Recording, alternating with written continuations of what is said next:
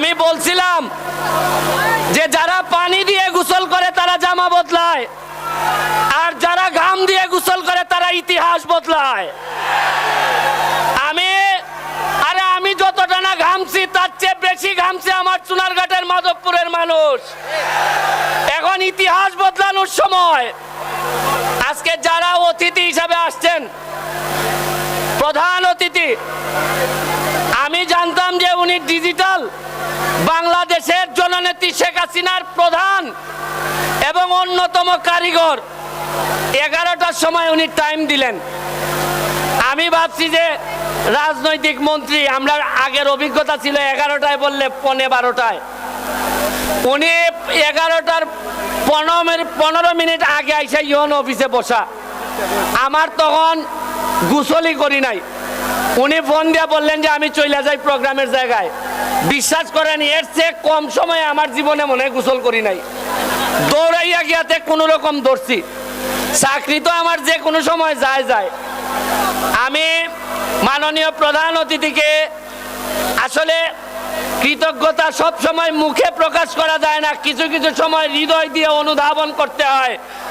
আপনি ব্যারিস্টার সুমনের দাওয়াতে আপনি আসছেন। জীবনে জানি না কোনোদিন এই ঋণ পরিশোধ করতে পারবো কিনা, তবে কথা দিচ্ছি আপনি যা করে যাবেন, জীবনে ক্ষমতা পাইলে নাথুরের জন্য তার চেয়ে বেশি করে দিয়ে আসবো আমি।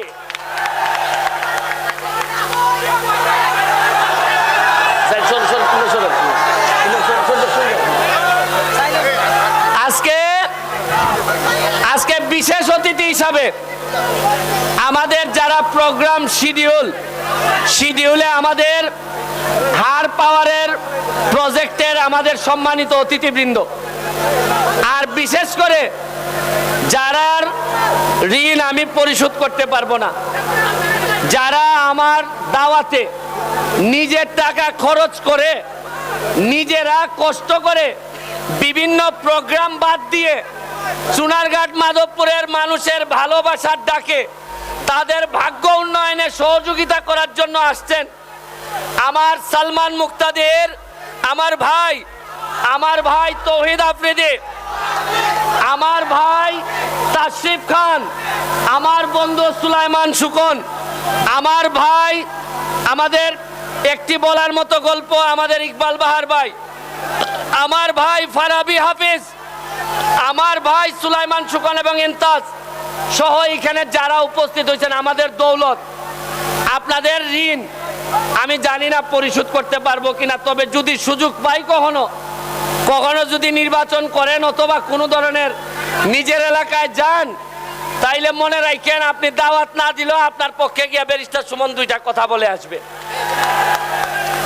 আমি ধন্যবাদ জানাই আমার গার্জিয়ান, জেলা আওয়ামী লীগের সম্মানিত সভাপতি, যার সারা জীবনে রাজনীতি করতে গিয়ে তৃণমূল রাজনীতিবিদদের সাথে চলা শিখছি, যার কথায় আমাদের অ্যাডভোকেট আবু জাহির মহোদয় এখানে উপস্থিত হয়েছেন।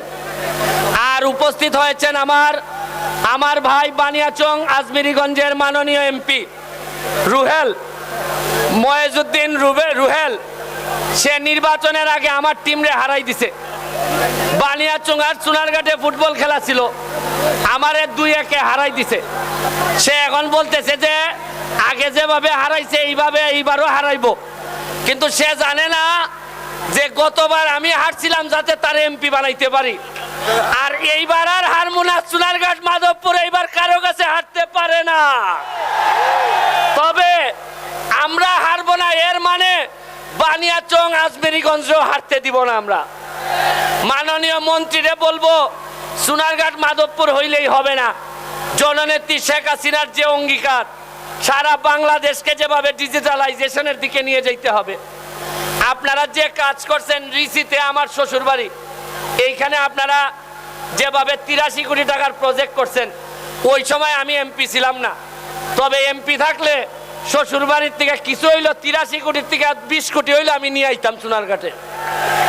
তবে এখন আর আশা করি মাননীয় এমপি মহোদয় আমাদেরকে এইবার আবু জাহির মহোদয়কে বলবো, আপনি যেভাবে টান দেন সুনামির মতো টান দেন, দিয়া সব হবিগঞ্জের সদরে নিয়ে যান। আল্লাহর হস্তে এইবার চুনারঘাট মাধবপুরে কিছু ছাড়েন। আমি আশা করি উনি আমার, যেহেতু মেয়ের জামাই আমি, যদি আমার এলাকায় উন্নয়ন না হয় তা আপনার মেয়ের সাথে কিন্তু আমার ঝামেলা হবে। আমি বলে দিলাম, সম্পর্কের অবনতি হওয়ার যথেষ্ট পরিমাণ সম্ভাবনা যদি দেখি আমি হবিগঞ্জে বরাদ্দ চলে গেছে সব। আমরা দুই ভাই রোহেল আর আমরা এবার কিছু ভাগ বাটোয়ারা করে আপনার কাছ থেকে কিছু নিতে চাই, নাইলে আপনার সাথে পায়রা ওঠার মতো না। আমি আমার ডিসি মহোদয়, আমার ইউনো মহোদয় অত্যন্ত কাজের মানুষ, এডিসি যারা আছেন তারা অত্যন্ত আমাদেরকে সহযোগিতা করেছেন। আমি আরেকটা বিশেষভাবে আমার ভাবি দিশা তুমি একটু দাঁড়াও, আমাদের সালমান মুক্তাদিরের ওয়াইফ, তারা তোমার একটু পরিচয় করাই দেই। আমাদের ভাবি, একটা হাততালি হবে ভাবির জন্য। আমাদের আরেকজন ভাবি আসতেছেন, আমাদের মাননীয় মন্ত্রী, আমাদের পলক সাহেবের ওয়াইফ, আমার খুব পছন্দের মানুষ। যেভাবে ওয়াইফ হিসাবে জামাইয়ের জন্য যেভাবে কাজ করতে হয়, এটা একটা এক্সাম্পল। আমি উনার ফেসবুকে দেখলাম যেভাবে উনি পাশে থেকে এইভাবে জামাইকে সামনের দিকে নিয়ে যাচ্ছেন, এটা একটা উদাহরণ তৈরি করেছেন ভাবির সামনে বক্তব্য রাখলে ভালো হইতো, কারণ বাইরে ম্যানেজ করতে গেলে ভাবিরে লাগে। কারণ ভাই দেখছি যদি ফাঁক মারার চেষ্টা করেন তাইলে ভাবিরে দিয়া ম্যানেজ করে হইলো চুনারঘাট মাধবপুরে ঠিক করতে হইব আমাদের। ঠিক আছে নি? ভাবির জন্য একটা হাততালি দাও, ভিডিও করে পাঠাইমো পরে। আমি পলক ভাইকে বলবো, পলক ভাই আমি নতুন মানুষ, ফেসবুকে কথা বলি, মাননীয় প্রধানমন্ত্রীও বলছেন তুমি তো ফেসবুকের এমপি, আপনি আমাকে যদি সহযোগিতা না করেন পলক ভাই, আমার আর জায়গা থাকে না। আমি সাধারণত দুর্নীতির বিরুদ্ধে প্রতিবাদ করি, এখন আপনি যদি আমারে না দেন তাইলে আমি কোথায় গিয়ে প্রতিবাদ করব? যদিও আজকে ব্যারিস্টার সুমন যেভাবে ফেসবুকের এমপি আপনারা বলেন, এইটাও কিন্তু নেত্রীর কারণেই, সজীব ওয়াজেদ জয়ের কারণেই এবং জুনায়েদ আহমেদ পলকের কারণে আমি প্রোডাক্ট অফ ফেসবুক যদি হই, আসলে আমি প্রোডাক্ট অফ শেখ হাসিনা। কারণ উনি যদি ডিজিটালাইজ না করতেন তাইলে আমি এই 7 মিলিয়ন 8 মিলিয়ন ফলোয়ার নিয়ে এইভাবে একটা বিপ্লব ঘটাইতে পারতাম না। আমি আপনাদেরকে বলে, বঙ্গবন্ধুর সোনার বাংলা বানানোর জন্য কিছু সোনার মানুষ দরকার।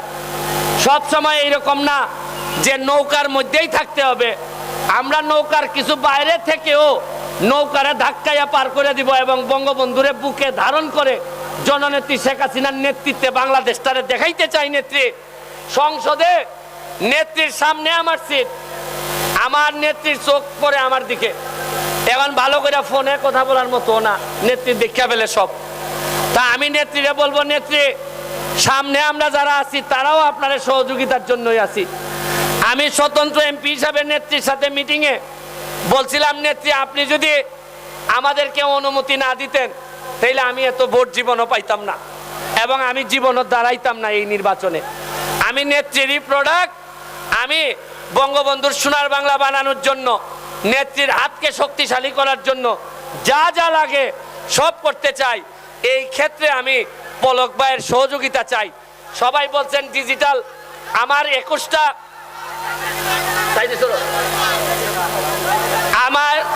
আমার 21টা ইউনিয়ন সোনারঘাট মাধবপুর মিলে 21টা ইউনিয়ন, 2টা পৌরসভা, 23টা। এর মধ্যে যদি আমার 23টা অন্তত ডিজিটাল সেন্টার, আমি বলতেও পারি না, আমি জানি না আসলে কি চাইতে হয় মন্ত্রীর কাছে। আমি বলবো যে আপনি পলক ভাই, আপনি মাসে একবার হইলো একবার মনে মনে ভাইবেন অন্তত 10 মিনিট যে আমার ভাই সোনারঘাট মাধবপুরের এমপি, আমার ভাইটারে পার করে নিতে হবে। এটা ডিজিটাল সেন্টার দিয়ে করবেন নাকি হাইটেক পার্ক দিয়ে করবেন, এটা আপনার কাছে আমি সমঝাই দিলাম পলক ভাই। শুনেন, মানুষের জোর জবরদস্তি করে ভালোবাসা পাওয়া যায় না। মন্ত্রী সাহেবরা আমি জোর জবরদস্তি করে বলতে পারি এই দিবেন সেই দিবেন, উনি বাধ্য হয়ে হয়তো বলতে পারেন যে দিমু ভাই, কিন্তু আপনার মন থেকে যদি আপনি ভালো না বাসেন ভাই, আমি তো ভালোবাসা দিয়ে এমপি হয়েছি, আমি ভালোবাসার বাইরে কার কাছ থেকে কিছু নিতেও পারবো না ভাই।